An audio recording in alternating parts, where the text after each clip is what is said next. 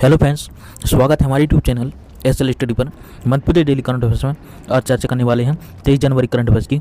दोस्तों, वीडियो के अंत तक बनी रहेगी। क्वेश्चन आप यूपीएससी की सभी एग्जाम के लिए वेरी मोस्ट इंपोर्टेंट होने वाले हैं। पीडीएफ के लिए हमारा टेलीग्राम ग्रुप ज्वाइन कर सकते हैं, जिसकी लिंक आपको डिस्क्रिप्शन में मिल जाएगी। चलिए देखते हैं दोस्तों क्वेश्चन।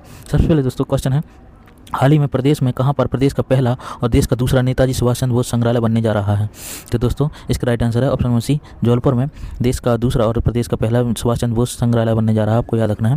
डिटेल में चर्चा करें दोस्तों तो मुख्यमंत्री श्री शिवराज सिंह चौहान ने कहा 23 जनवरी 2021 जबलपुर में केंद्रीय कारावास में नेताजी सुभाष चंद्र बोस की स्मृति में संग्रहालय के विकास और नेताजी सुभाष चंद्र बोस की बैरक को आमजन के लिए दर्शनार्थ प्रारंभ करने की घोषणा पर अमल शुरुआत 23 जनवरी 2022 को सुभाष चंद्र बोस जी की 125वीं जयंती पर हो रही है। आपको याद रखना है दोस्तों, 125वीं जयंती मनाई जा रही है। वर्ष 2007 में जबलपुर जेल का नाम नेताजी सुभाष चंद्र बोस के नाम पर किया गया था। आपको याद रखना है। इसके साथ ही यहाँ स्मारक के निर्माण और विकास की पहल भी प्रारंभ हुई है।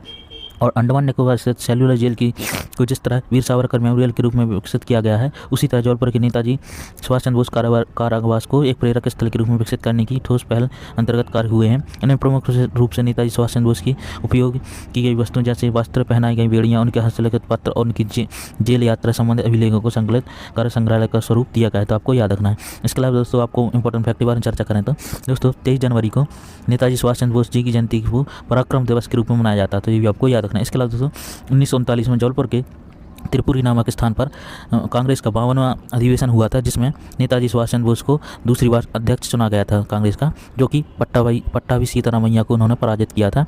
और 1939 में उन्होंने दोस्तों ऑल इंडिया फॉरवर्ड ब्लॉक की स्थापना भी की थी। तो आपको याद रखना इंपॉर्टेंट है। बढ़ते हैं क्वेश्चन है, मध्य प्रदेश किस योजना के तहत 23 लाख खाते खुलवाने की उपलब्धि अर्जित की है? तो दोस्तों इसका राइट आंसर है option number B, Sukanya Samriddhi योजना के अंतर्गत मध्य प्रदेश सरकार ने लगभग 23 लाख खाते खुलवाने की उपलब्धि अर्जित की है। दोस्तों बात करें ऑप्शन नंबर ए की लाड़ी लक्ष्मी योजना की, तो दोस्तों मध्य प्रदेश सरकार द्वारा इसकी योजना की शुरुआत 2007 में की गई थी। तो आपको याद रखना है। इसके अलावा दोस्तों बात करें बेटी बचाओ बेटी पढ़ाओ योजना के बारे में, तो दोस्तों इसकी शुरुआत हरियाणा के पानीपत से 2015 में स्थापना यानी शुरुआत की गई थी। आपको याद रखना है। और बात करें दोस्तों सुकन्या समृद्धि योजना के बारे में, तो दोस्तों इसकी शुरुआत केंद्र सरकार द्वारा 4 दिसंबर 2014 से इसकी शुरुआत की गई थी, जो कि बेटियों के खाते खुलवाने संबंधित योजना है, जो कि बालिकाओं को विशेष जमा योजना से संबंधित। आपको याद रखना इंपॉर्टेंट है।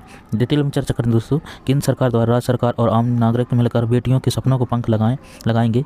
और आज मध्य प्रदेश सुकन्या समृद्धि योजना करीब 23 लाख खाते खुलवाने की उपलब्धि अर्जित की है। और निश्चित ही बेटियों की बचत प्रवृत्ति की विकास हो रहा है।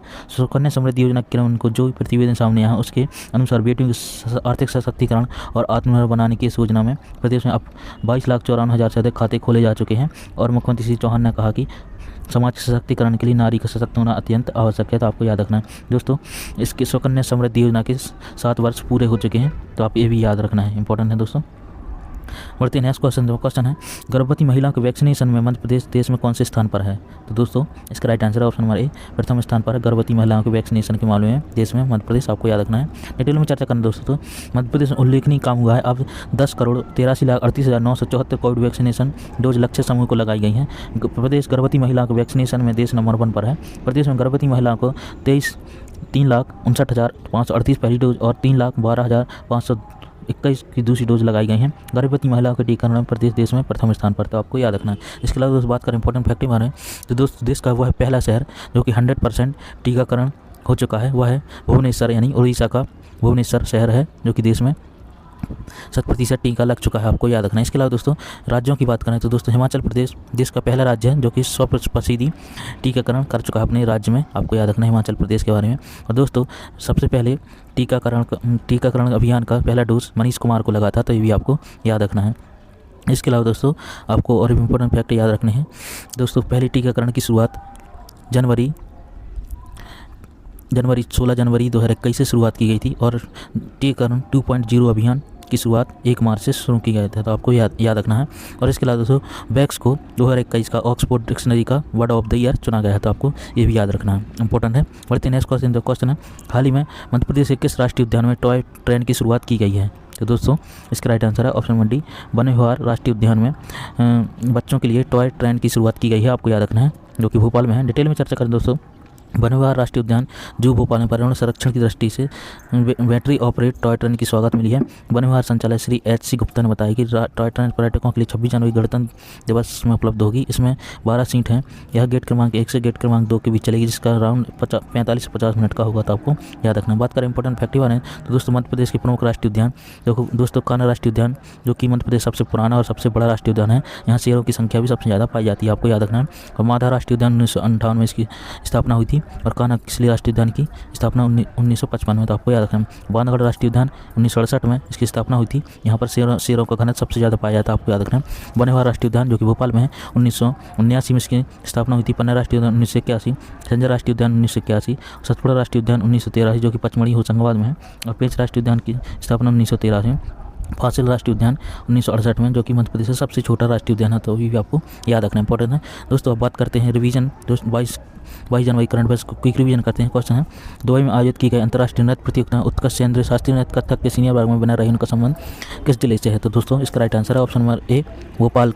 ऑप्शन नंबर ए करेक्ट है। डेट नेक्स्ट क्वेश्चन है वाटर स्पोर्ट का नया खेल स्टैंडिंग अप वोटिंग की शुरुआत भारत में किस शहर से होगी?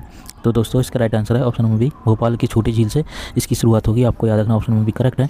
नेक्स्ट क्वेश्चन है आत्मनिर्भर मध्य प्रदेश के तहत कितने महाविद्यालयों को चयनित कर स्थानीय औद्योगिक इकाइयों के साथ MOU करेंगे? तो दोस्तों इसका राइट आंसर है ऑप्शन नंबर बी 200 महाविद्यालयों को चयनित कर स्थानीय उद्योगों के साथ MOU हस्ताक्षर की जाएंगी, आपको याद रखना है।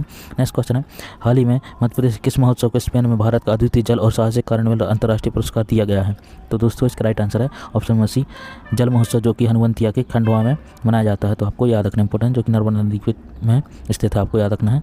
दोस्तों कल आपसे क्वेश्चन पूछा था हाल ही मध्य प्रदेश किस महोत्सव को स्पेन में भारत का अद्वितीय जल और साहसिक कार्निवल अंतर्राष्ट्रीय पुरस्कार दिया गया है? इसका राइट आंसर था ऑप्शन नंबर सी जल महोत्सव को।